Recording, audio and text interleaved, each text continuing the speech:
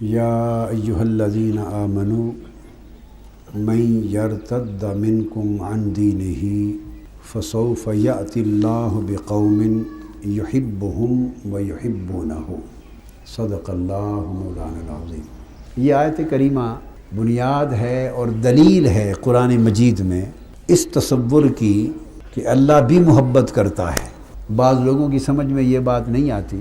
بعض لوگ اللہ کو صرف اس کی قدرت اور جاہ و جلال اور اس کی ہیبت اور اس کی قہاریت اور جباریت کے تناظر میں ہی دیکھتے، جانتے اور پہچانتے، اور بڑے لوگ ہیں جن کو یہ راز معلوم نہیں کہ وہ صرف گرفت کرنے والا اور عذاب دینے والا اور سزا دینے والا ہی رب نہیں، اس کی ذات کا ایک پہلو یہ بھی ہے جس کی معرفت ہونی چاہیے کہ وہ محبت بھی کرتا ہے۔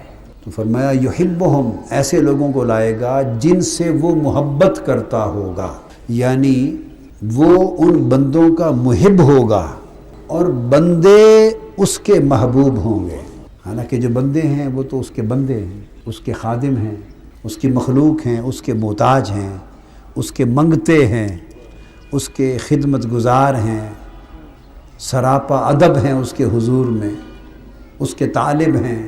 تو بندے تو بندگی میں ہیں، مگر یہ آیت کریمہ بتاتی ہے، دو راز بتاتی ہے کہ لوگوں یہ نہ سمجھو کہ بندہ صرف بندہ ہی ہے، نہیں، کبھی ایسا بھی ہو سکتا ہے کہ بندہ ہو کر اللہ کا محبوب ہو جائے۔ اور یہ نہ سمجھنا صرف کہ اللہ قادر مطلق اور مالک اور جبار و قہار ہی ہے، وہ سب کچھ ہو کر کبھی خود اپنے بعض بندوں کا محب بن جاتا ہے۔ تو وہ محب ہوتا ہے، اس کے بعض بندے محبوب ہوتے ہیں۔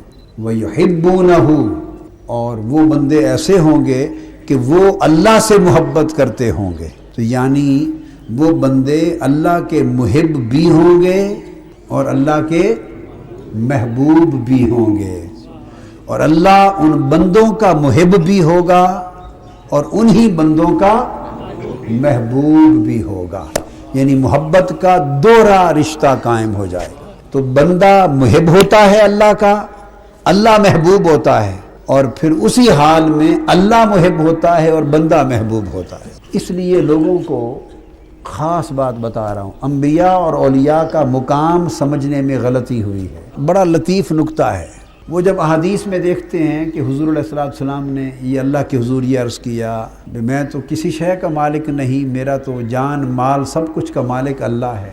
جب یہ کلمات دیکھتے اور پڑھتے ہیں تو اس سے ان کی شان متعین کر لیتے ہیں کہ نبی کی یہ شان ہوتی ہے کہ وہ کچھ بھی نہیں ہوتا، وہ کسی شے کا مالک و مختار نہیں، وہ تو اپنی جان کا نفع نقصان اس کے ہاتھ میں نہیں ہے، امت کے نفع نقصان کا نبی کیا کرے گا؟ اور میں نے کانوں سے سنا ہے، اپنی آنکھوں سے پڑھا ہے، فلاں ولی اللہ نے کہا بھائی میں کچھ نہیں کر سکتا، سب کچھ مالک اللہ ہے، حق ہے کہتے ہیں۔ مگر غلط فہمی کہاں ہوئی ہے؟ غلط فہمی یہ ہوئی ہے کہ انہوں نے اس سے ان کے مقام کو متعین کر لیا، چونکہ انہوں نے صرف ان کو محب کے روپ میں دیکھا۔ محب کی تعریف یہ ہے کہ وہ اس سے پوچھو بھی تمہاری جان، وہ کہتا ہے تو میری تو جان ہی میرے پاس ہے، میں تو وہ بھی سپرد کر چکا ہوں، میری جان کا مالک بھی محبوب ہے، میرا تو سب کچھ انہی کے ہاتھ میں ہے۔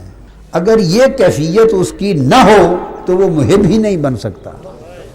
تو ان کو مغالطہ یہ لگا کہ جو کچھ انہوں نے محبیت کے مقام پر کہا ہے اسی سے ان کا مقام متعین کر دیا۔